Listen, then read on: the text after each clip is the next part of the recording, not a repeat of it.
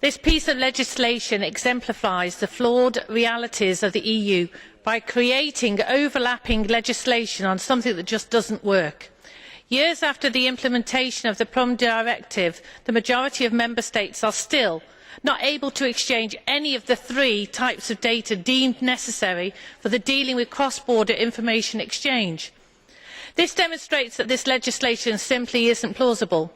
UK police need the ammunition to be able to track and enforce drivers who ignore the law on our highways, but it is our own UK border control that needs to store data of the vehicle registration on entry with the driver's appropriate legal licence, not the EU's. At least this way, when anyone who leaves the UK can be stopped at our own border control and dealt with appropriately.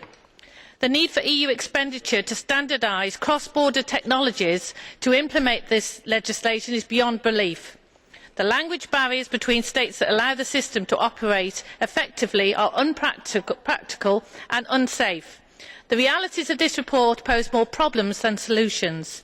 Robert Godwill, the British Road Minister, has stated that cross-border information exchanges on penalty points are inappropriate. It will be interesting to see if his party's MEPs will agree that this is a matter better dealt by individual Member States.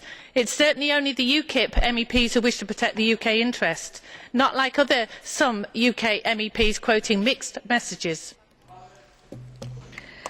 Mr. CARTHY, you have a blue card for Madam Seymour. Madam Seymour, would you accept a blue card from Mr. CARTHY? Yes, go ahead.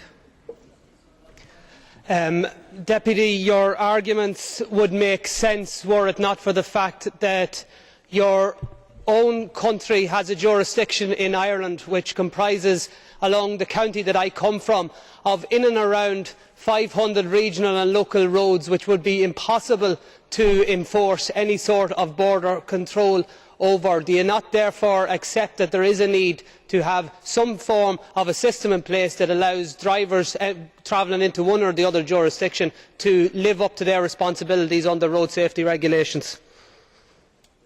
Madam Seymour, your answer. Yes, certainly there should be a system in place, but it should be from within our own remit, not the EU's.